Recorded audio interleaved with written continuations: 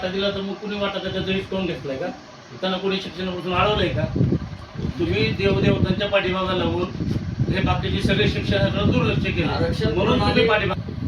आरक्षण उपवर्गीकरणाच्या विरोधात मुरुड शहरामध्ये सोमवारी दिनांक 18 मे 2026 रोजी सकाळी 8:30 वाजता या उपवर्गीकरणाचा अबकडला विरोध करण्यासाठी मुरुड शहरामध्ये भीमनगर पासून ते छत्रपती शिवाजी महाराज चौक ते डॉक्टर बाबासाहेब आंबेडकर चौक या मार्गावर महामोर्चा निघणार आहे.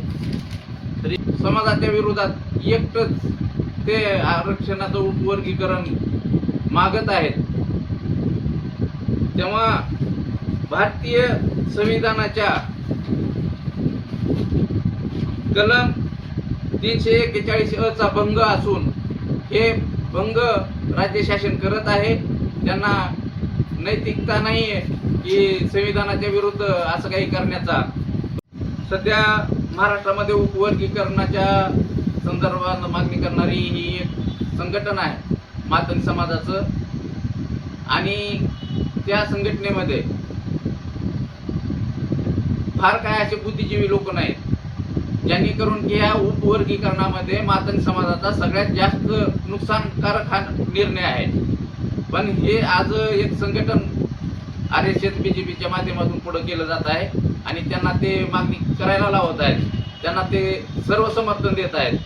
पण हा उपवर्गीकरण झाल्यानंतर सगळ्यात जास्त हा नुकसान आणि घाटा होणार आहे तर तो मातंग समाजाचा होणार आहे. कारण आमची मागणी आहे हटाव संदर्भात आजची ही पत्रकार परिषद उद्याच्या निघणाऱ्या मोर्चाच्या संदर्भात आयोजित करण्यात आलेली आहे.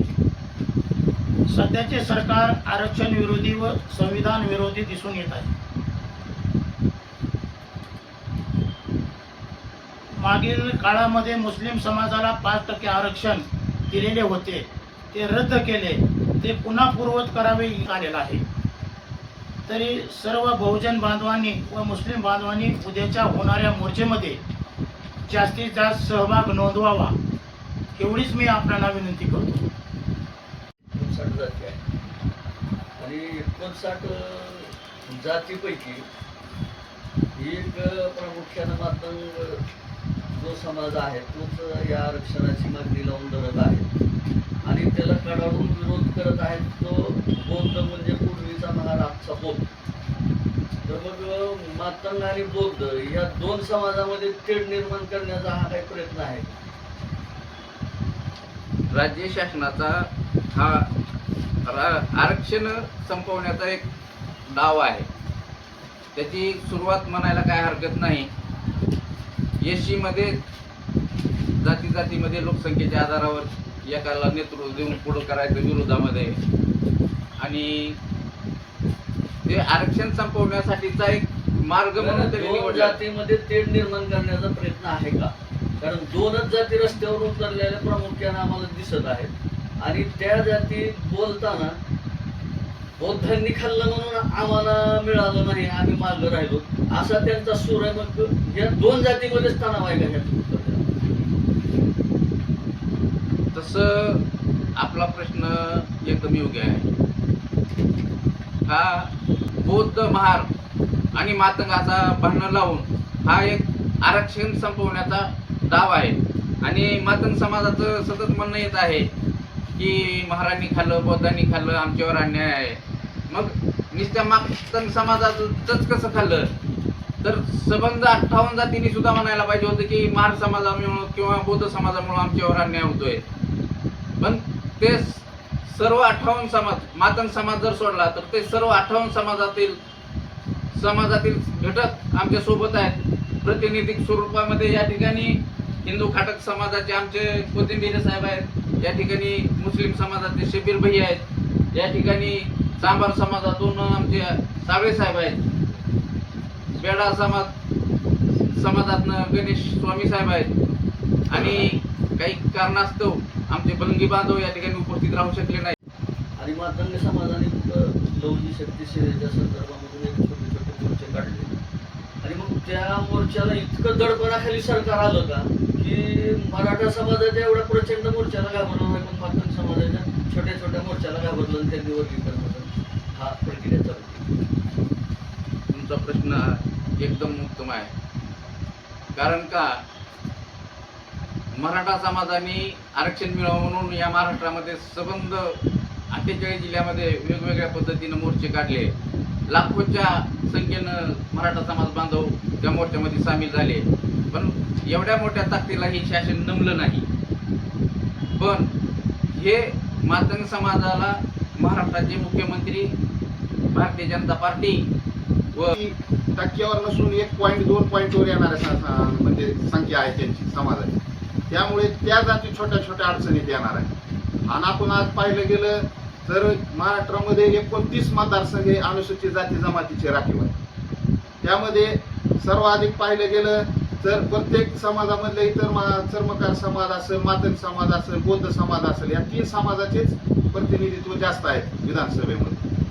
जर आपण येणाऱ्या काळात जर असं केलं, जाती आधारित जर जनगणना करून शासनाने जर हा निर्णय घेतला, जर छोट्या जातीचा प्रतिनिधी विधानसभेत सुद्धा जाणार नाही, लोकसभेत सुद्धा जाणार नाही, त्या समाजाचा विधानसभेत असेल, विधान परिषदेत असेल. आणि आज आपण पाहिलं गेलं तर लोकसभेमध्ये सुद्धा इतर समाजातल्या सुद्धा 5 राखीव मतदारसंघापैकी पाहिलं गेलं तर त्यामध्ये जवळपास 2 ते 3च बौद्ध उमेदवार आहेत. इतरही 2 आहेतच. सरकार हे एका समजा जातीच्या दबावाखाली येत असेल तर ह्याच्यामध्ये 59 जाती आहेत आणि एक जात बाजूला केली तर 58 जातीची संख्या साहजिकच त्या जातीपेक्षा जास्त होती. मग सरकार एवढी रिस्क का घेतोय की 58 जातीमधल्या एवढ्या प्रचंड समूहाला नाराज करून एकच जातीला खुश करायची? आज चालू असलेल्या महाराष्ट्रामध्ये जे बीजेपी सरकार आहे, ह्या सरकारला आरक्षणच संपवायचं मुळात. आणि आरक्षण संपवायचा पायरी म्हणजे उपवर्गीकरणाच्या नावाखाली जाती जातीमध्ये भांडण लावून तेढ निर्माण करणे आणि त्यांचं विभाजन करणे. परंतु काही सुपारी बहादर संघटना महाराष्ट्राच्या फिरत आहेत RSSच्या माध्यमातून. समाजामध्ये थैमान घातला एका संघटनेने आणि अडाणी लोकांना भयकावायचं. हे गट कारस्थान म्हणजे BJP RSSचा संबंध देशामध्ये एक अजेंडा आहे की आरक्षण. मग त्या 89 जातीचं आरक्षण आज 1% म्हणजे ते संपल्यातच जमा आहे. हे अशा तऱ्हेनं एक जाती या आरक्षणामधून संपवून एक दिवस असा येईल की भारतामधनं राज्यघटनेनं दिलेलं जे आरक्षण आहे, सांगितलेल्या सामाजिक न्याय प्रणालीप्रमाणे जर या 58 भावामधले काही भाऊ सुधारले आणि काही भाऊ आणखीन मागासवर्गीयच राहिले किंवा त्यांची प्रगती झाली नाही, मग ह्या उपवर्गीकरणाच्या माध्यमातून शासनाच्या म्हणण्याप्रमाणे जर त्यांची प्रगती होत असेल तर मोठा भाऊ म्हणून त्याचा विरोध करायचं कारण काय? त्यांची प्रगती होईल सामाजिक न्यायाप्रमाणे. आरक्षण विरोधात जे आता आंदोलन चालू आहे त्याच्यामध्ये मोठा भाऊ म्हणून त्यांनी जास्तीत जास्त शिक्षणाकडे लक्ष दिलेलं आहे आणि शिक्षण घेऊन ते त्या पद्धतीने त्यांच्या पदावर गेलेले. मग त्यांना आरक्षणामध्ये जास्त जागा मिळाल्या असतील तर शिकून त्यांना नोकरीमध्ये पण त्यांना जागा मिळाल्या. ज्या लोकांनी शिक्षणाकडे दुर्लक्ष केलंय आणि ते शिकलेच नाही तर त्यांना आरक्षणाचा फायदा कसा होईल?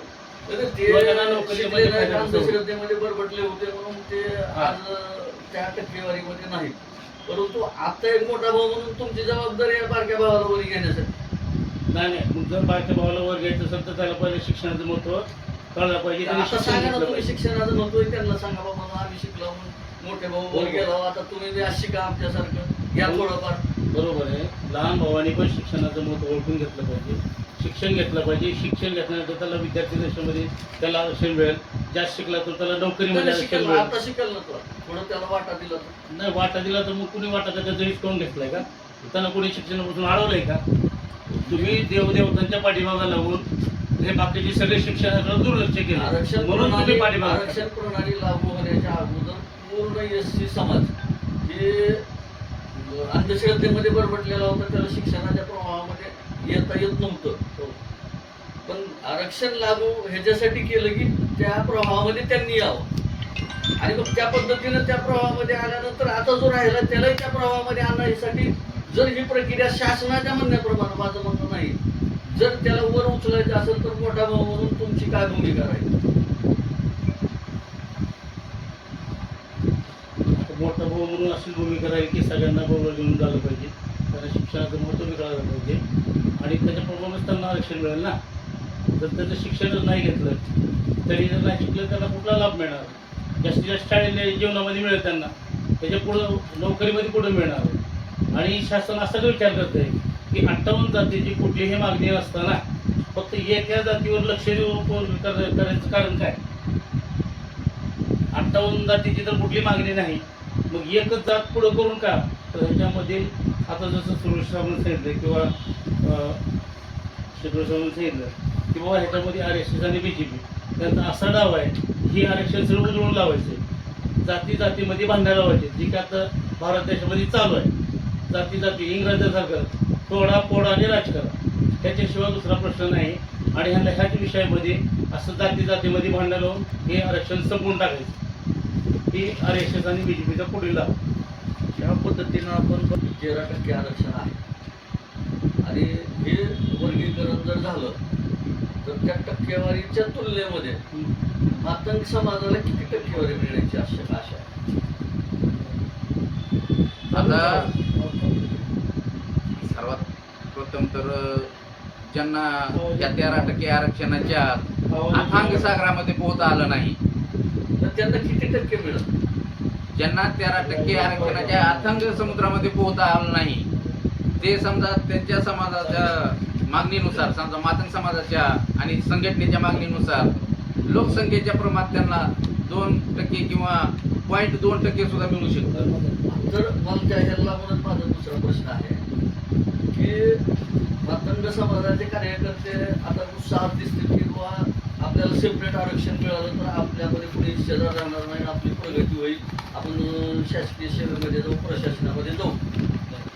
पण त्यांना ह्याचीच कल्पना नसेल की त्यांना 0 एक्झाम्पल तर ह्या त्या अडाणी समाजाला हेच माहीत नसलं तर त्यांचं प्रबोधन करणंही गरजेचं आहे.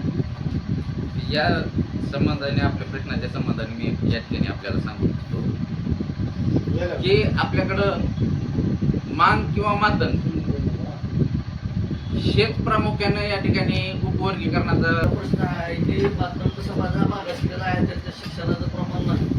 शिक्षणाचं प्रमाण नसल्यामुळं वर्गीकरणामध्ये काय नेमकं त्यांना मिळणार आहे, किती मिळणार आणि त्याच्यामध्ये आपली कशी सुधारणा होणार आहे, 13 मधलं 58 बाजूला जाणार आहे आणि एकामध्ये मिळणार आहे लोकसंख्येच्या प्रमाणामध्ये.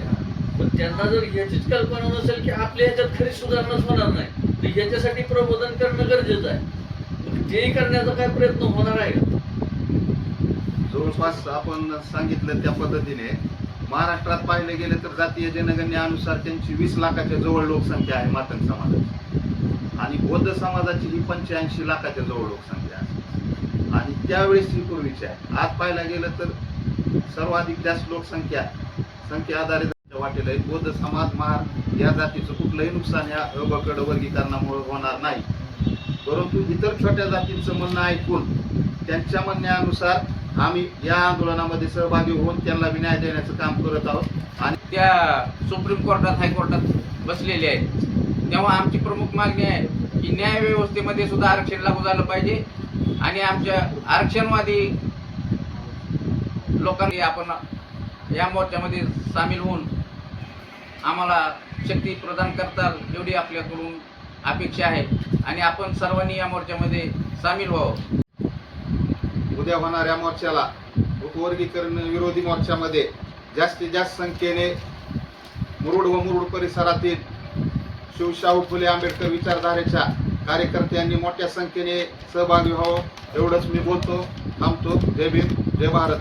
आणि आपण सर्व पत्रकार आमच्या सर्वांच्या विनंतीला मान देऊन आला त्याबद्दल सर्वांचे धन्यवाद.